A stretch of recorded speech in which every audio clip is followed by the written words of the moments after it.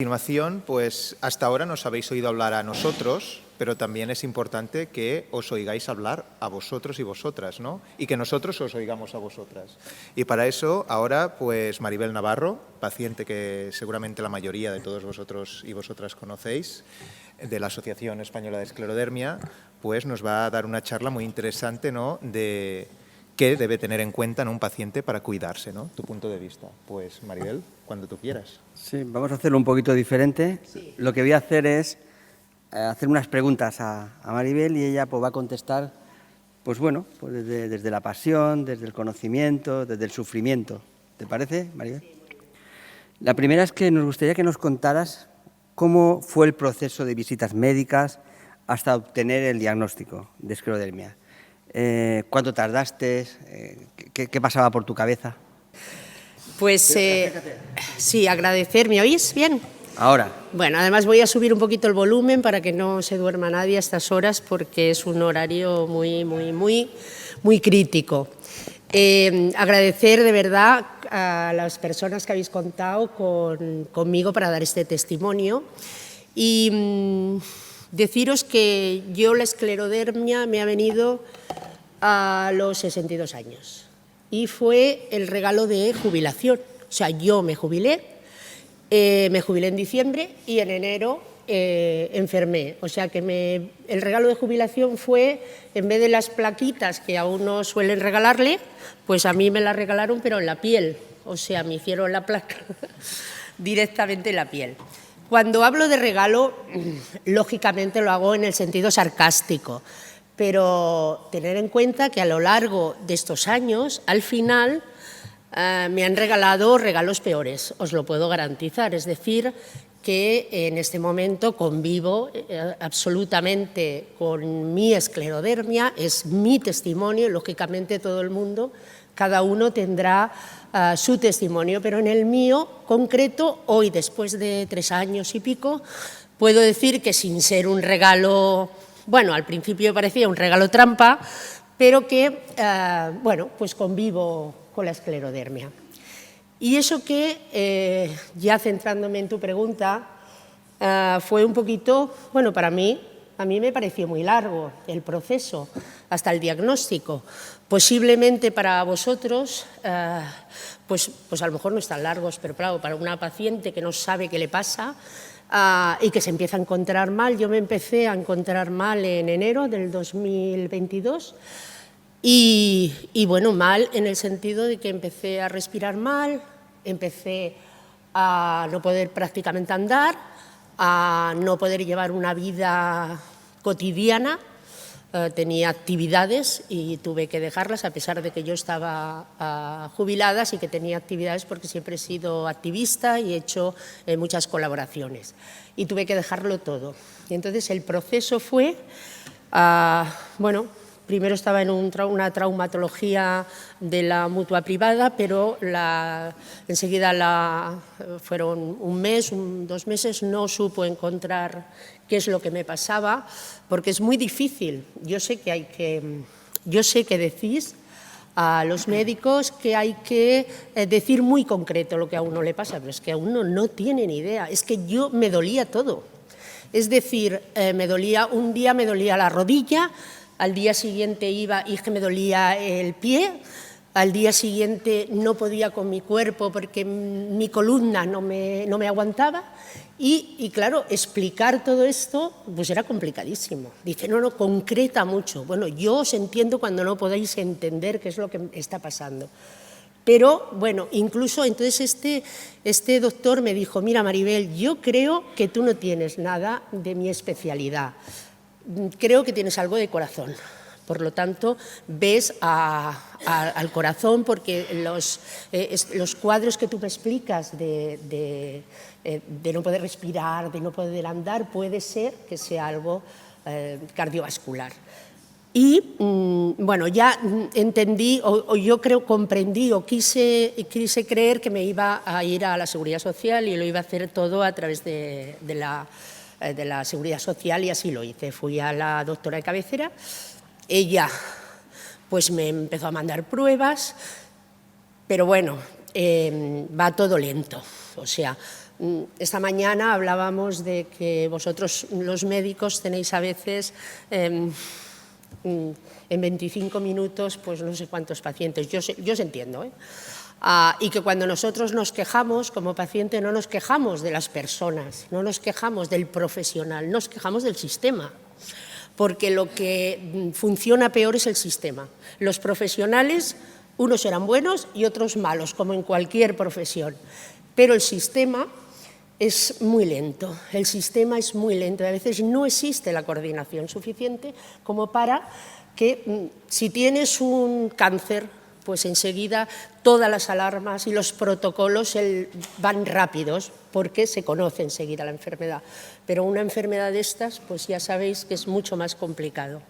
Por lo tanto, yo empecé en enero con esos dolores y esos malestares, y en abril, no, miento, en marzo así, tuve que ir de urgencias al CAP porque me sentía muy mal, no podía dormir, no podía respirar, era terrible.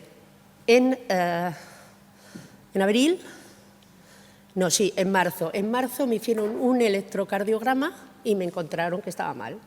Pero claro, estábamos hablando desde enero, encontrarme mal, y hasta marzo no conseguí que me hicieran un electrocardiograma. Me salió mal el electrocardiograma, y entonces me pidieron un ecocardiograma, o sea, sí, ¿qué he dicho? Electro y ahora un eco, ¿no? Para abril. Yo, a final de marzo, tuve que irme de urgencias, que me derivaron al clínico de Barcelona de urgencias. Pasé allí 24 horas y me dijeron, no hay camas, tienes una insuficiencia cardíaca, que es lo que vemos en estos momentos, pero como tienes un ecocardiograma pronto, pues vete a casa, espérate, que estarás mejor que aquí, porque en estos momentos no tenemos cama. Y en abril me hice el ecocardiograma. Cuando me lo hice me dijeron, te ingresamos, no puedes estar por la calle como estás, tienes bastantes cosas en el corazón, pericarditis, bueno, tenía una serie de cosas que me metieron en UCI 3 días. Y después 15 días en el hospital. Me hicieron pruebas y el diagnóstico en el hospital fue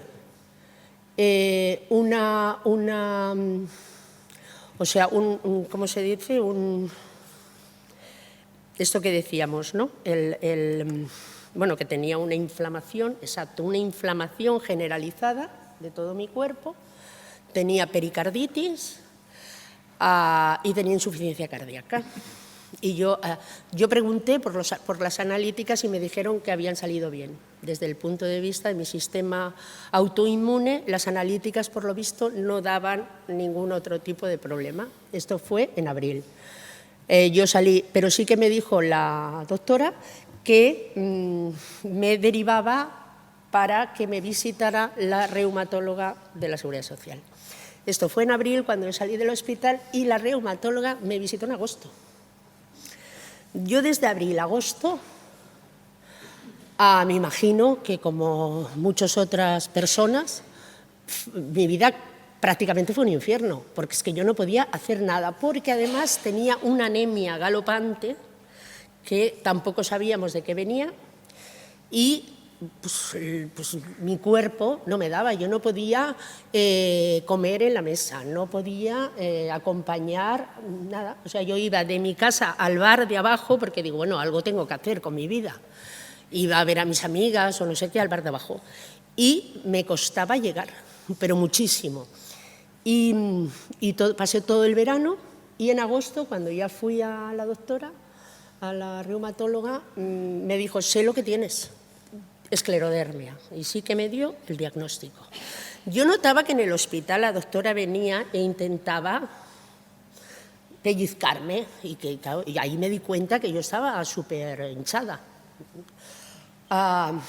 Y entonces me dijo, tienes esclerodermia. En agosto me dio este primer diagnóstico, tienes esclerodermia, pero no te vamos a llevar aquí, te vamos a derivar al hospital, y tienes visita en el hospital en octubre, o sea, de agosto a octubre. Lógicamente sí que me envió esta doctora algunas pruebas que me fuera haciendo para cuando tuviese la visita en el hospital, en octubre fuese ya con unas pruebas X. Y en octubre el diagnóstico que me dieron el reumatólogo fue: tienes esclerosis sistémica limitada. Yo estaba, los pies, las piernas, todo esto. O sea, yo me levantaba y todo esto era como una especie, como si estuviera en una caja de cartón. O sea, todo tiesa aquí. Yo decía, ay, madre mía, tendré que vivir así toda mi vida, porque claro, es que no podía. Luego se me iba pasando la parte esta, pero bueno, mira, bueno, tenía los brazos, las manos, todo. Y me dijo que era limitada. Y me dijo, yo lamento mucho tener que decir esto, pero es mi experiencia y lo tengo que decir. Me dijo que la limitada, que él estaba muy contento de poderme decir que era una limitada, porque la otra esclerosis era muy peligrosa y era de corta vida, prácticamente. Esto me dijo. Yo, bueno, claro, salí pues contenta con el diagnóstico de limitada, ¿no? Y esta fue mi experiencia hasta el diagnóstico. Entonces, y cuando ya te dio el diagnóstico, ¿cómo lo comunicaste a tus familiares? Bueno, yo salí de allí, que recuerdo que mi marido me acompaña absolutamente a todas, y entonces salimos de allí, nos dimos así, porque estábamos contentos, porque claro, yo dije, pues bueno, de esto no me muero, ¿verdad? Porque la tengo limitada. Tuve luego un nuevo diagnóstico, porque de este hospital me derivaron muy pronto, afortunadamente, al clínico, y tuve un diagnóstico que era que la tenía difusa. Yo os voy a decir una cosa, no me tiré del balcón porque tuve la suerte de, entre uno y otro diagnóstico, conocer la asociación. Claro, y ahí me explicaron todo de pie a pa cómo funciona esto. Y entonces, claro, pues yo ya cuando me dijo, el que me dijo, oh, pues la tienes, la especialista, la tienes, no es limitada, que es difusa, yo pensé, bueno, pues sí, es igual, sí, prácticamente.